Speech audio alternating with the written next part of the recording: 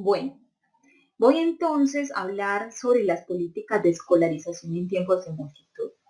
La historia de Colombia tiene muchas aristas, pero entonces en este espacio explicaré las políticas de la escolarización en tiempos de multitud mediante este mapa de ideas.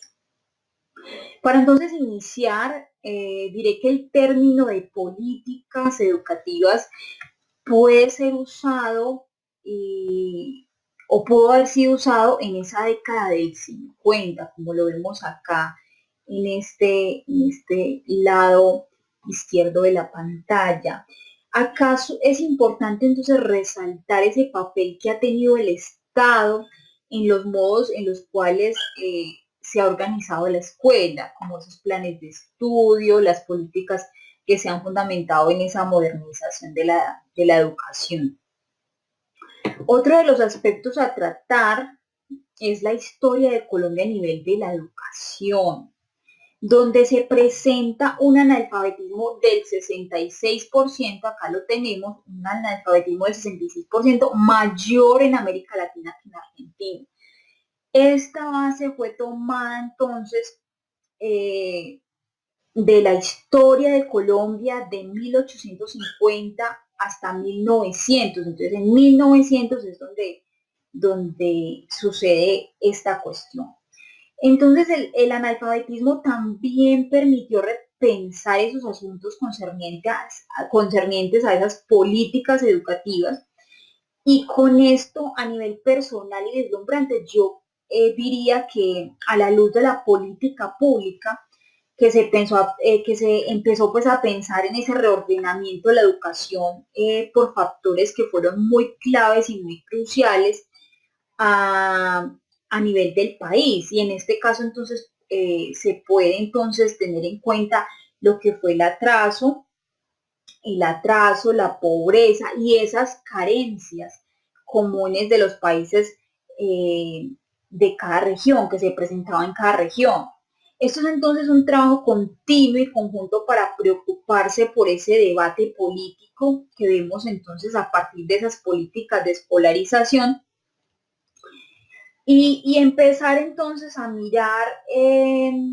esos asuntos también de desigualdad a nivel escolar.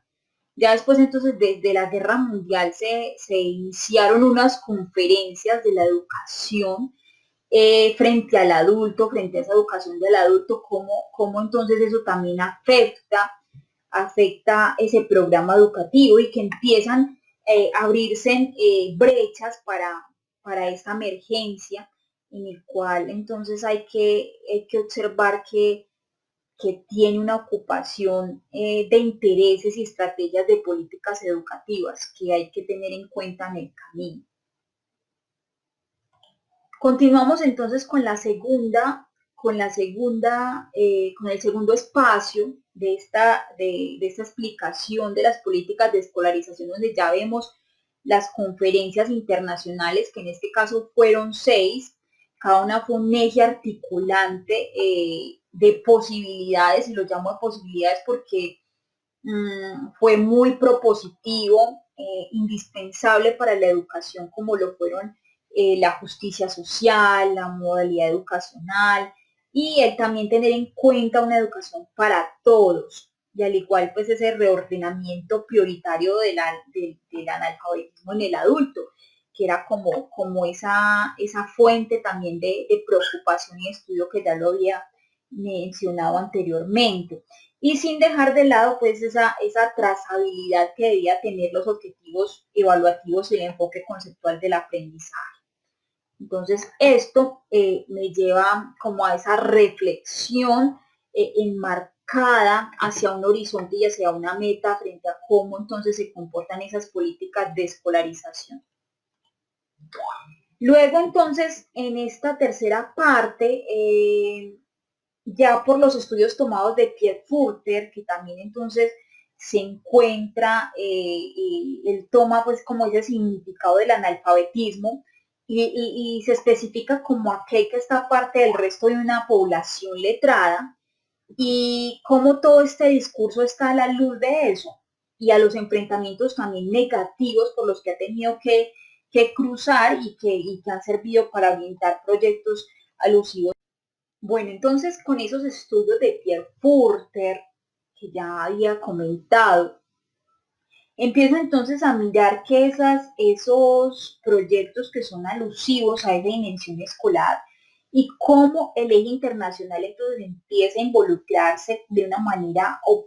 más, mucho más evidente para hacer una copia artística de lo que necesita la educación y cómo entonces está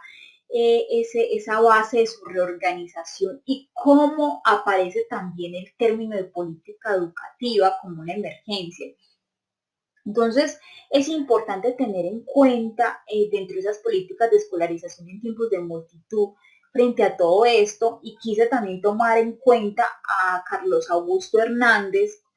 un docente al igual habla del movimiento pedagógico,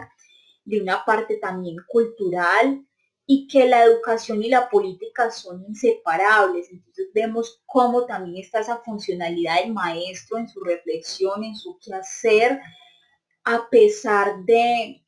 esas decisiones que se han tomado en el Estado y cómo no son separables, cómo estas no pueden ser separables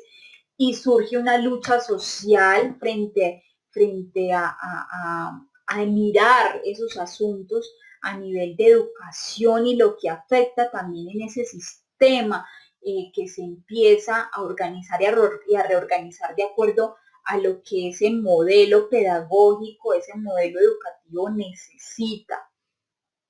Entonces empiezan a surgir unos asuntos también a nivel económico, a nivel de regularidad frente a cómo entonces empieza a resurgir ese término de política educativa y cómo también nos involucra como comunidad. Entonces también es importante tenerlo en cuenta. Vamos entonces a mirar en esas políticas de escolarización en tiempos de multitud algo que se llama agenciamiento.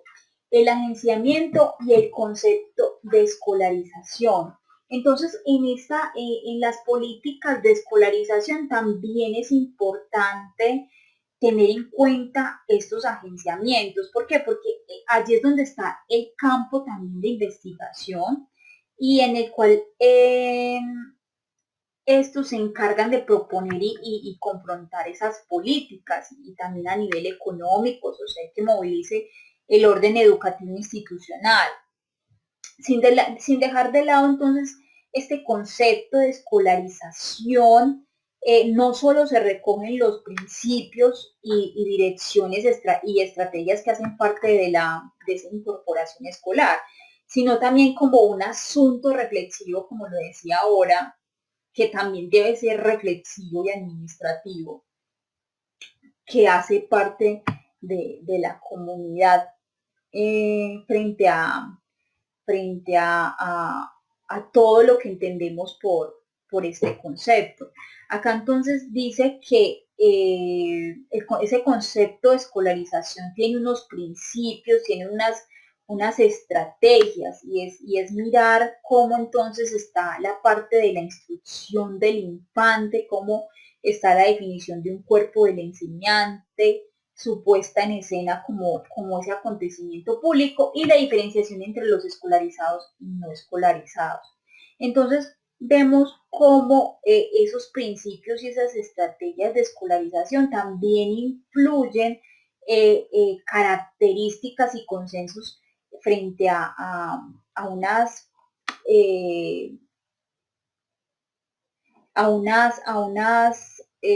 escalas de valoración que también son importantes tenerlas en cuenta. Por ejemplo, el conjunto de instituciones, sus composiciones, cómo entonces está su recepción frente a la reflexión, las preeminencias escolares, cómo entonces está también ese funcionamiento de control. Ya para finalizar, tenemos entonces estas políticas de escolarización en tiempos de multitud. Hay unas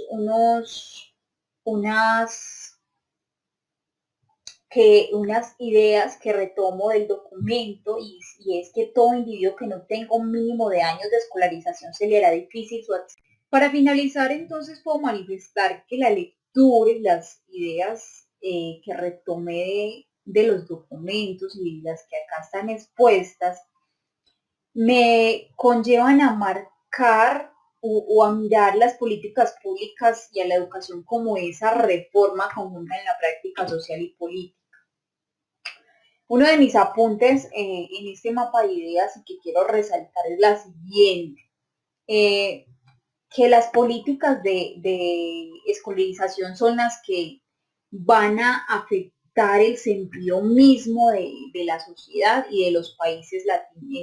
latinoamericanos. Aunque existan elementos en los que no estemos de acuerdo a nivel de la política y la reorganización del aprendizaje, todo va encaminado, todo va enfocado a una necesidad latente y que no se puede olvidar, y es esa a la modernización educativa y a esas demandas que ésta posee. Pero a nivel metodológico y pedagógico es un trabajo conjunto del quehacer del maestro, de su reflexión sobre la práctica y lo educativo. Entonces vemos acá, por ejemplo, eh, cómo entonces estas políticas de escolarización empiezan a tornarse desde un punto de vista insatisfecho, porque siempre va a haber una voz que aclame a un modelo de regulación mucho más importante, porque no solamente es el analfabetismo, sino también la educación en general, que a veces tiene muchas flaquezas, pero que todos tenemos que pertenecer a ese núcleo de decisiones